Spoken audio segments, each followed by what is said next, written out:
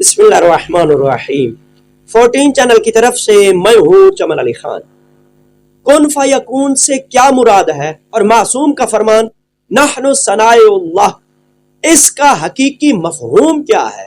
اس کی جانب میں آپ تمام حضرات کو متوجہ کرنا چاہتا ہوں، لیکن اس سے پہلے آپ تمام حضرات سے اپیل ہے 14 چینل کو سبسکرائب کر کے، لائک کر کے اور شیئر کر کے ممنون فرمائیں۔ علامہ حسین بخش جاڑہ مرحوم کی مایہ ناز تفسیر انوار النجف،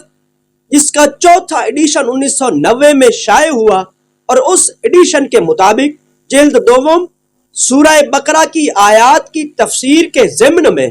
صفحہ نمبر 159 اور 160 پر علامہ حسین بخش جاڑہ نے کن فیکون کی تفسیر میں لکھا ہے، کن فیکون اس کا یہ مطلب نہیں کہ خداوند کریم لفظ کن کی ایجاد فرماتا ہے اور بعد میں مخلوق پیدا ہوتی ہے، بلکہ اس کا مطلب یہ ہے کہ خدا پیدا کرنے میں چونکہ آلات و اسباب کا محتاج نہیں، لہٰذا وہ جب کسی چیز کے خلق کرنے کا ارادہ کرتا ہے تو فوراً وہ چیز پیدا ہو جایا کرتی ہے۔ جس طرح کہ کہا جائے کن یعنی ہو جا، پس وہ چیز ہو جائے، یعنی پیدا کرنے میں اس کو دیر نہیں لگتی۔ اس مقام پر انہوں نے ایک اشتباہ ذکر کیا ہے اور پھر اس اشتباہ کا انہوں نے ازالہ فرمایا ہے۔ اس اشتباہ کے عنوان کے تحت وہ لکھتے ہیں، اس مقام پر بعض جہلا یہ کہا کرتے ہیں کہ تمام مخلوق سوائے محمد و آل محمد کے انہی کی پیدا کردہ ہے اور یہ اللہ کے پیدا کردہ ہیں، کیونکہ خدا فرماتا ہے کہ جب میں پیدا کرتا ہوں تو کون کہتا ہوں اور شے ہو جاتی ہے، اور خدا چونکہ جسم و جسمانیت سے پاک ہے لہذا اس کی زبان نہیں، پس اس کے لیے کن کہنا ناجائز ہے۔ تو گویا ثابت ہوا کہ پہلے ایسی ازوات مقدسہ موجود ہیں جنہوں نے کن کہا اور مخلوق پیدا ہوئی۔ نیز حضرت امیر علیہ السلام کا ارشاد ہے، نحن ثناء اللہ والناس بعد ثناء کنہ، اس کا ترجمہ یوں کرتے ہیں کہ ہم اللہ کی مخلوق ہیں اور پھر باقی لوگ ہماری مخلوق ہیں۔ یہ اشتباہ ذکر کرنے کے بعد مفسر قرآن علامہ حسین بخش جاڑہ مرحوم نے اس کا جواب کچھ اس طرح سے تحریر کیا ہے۔ وہ فرماتے ہیں، یہ عقیدہ کفر و شرک ہے۔ خدا جس طرح حضرات محمد و آل محمد کا خالق ہے،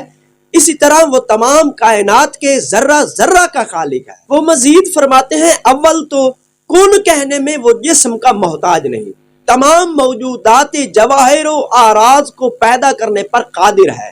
اسی طرح اس آواز کو بغیر کسی محل کے ایجاد کرنے پر قدرت رکھتا ہے، اور وہ کلام کے پیدا کرنے میں زبان کا محتاج نہیں،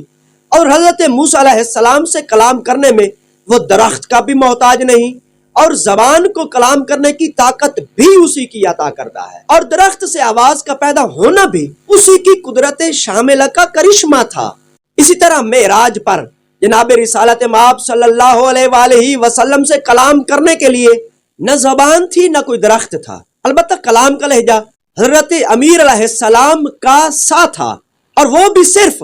حضور رسالت مآب صلی اللہ علیہ وآلہ وسلم کی محبت و مانوسیت کی وجہ سے اور حضرت علی علیہ السلام کی شان کو بلند کرنے کی خاطر تھا، ورنہ لہجہ کا خالق بھی وہی ہے جو آواز کا خالق تھا۔ پس مقصد یہ ہے کہ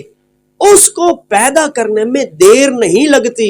بس ایسا ہوتا ہے کہ جس طرح کن کہا جائے اور شائع ہو جائے۔ اور جناب امیر علیہ السلام کے فرمان کا مطلب یہ ہے کہ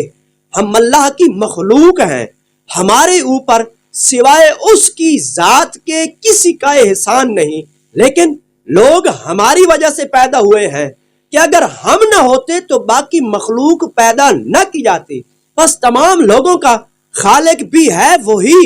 لیکن ہماری بدولت، جس طرح فرمان ہے لولاک لما خلقت الافلاک۔ یہاں پر علامہ حسین بخش جاڑہ مرحوم کی یہ نایاب عبارت تمام ہوئی۔ امید کرتا ہوں ان کی اس نایاب عبارت سے آپ کے علم میں اضافہ ہوا ہوگا۔ السلام علیکم ورحمۃ اللہ وبرکاتہ۔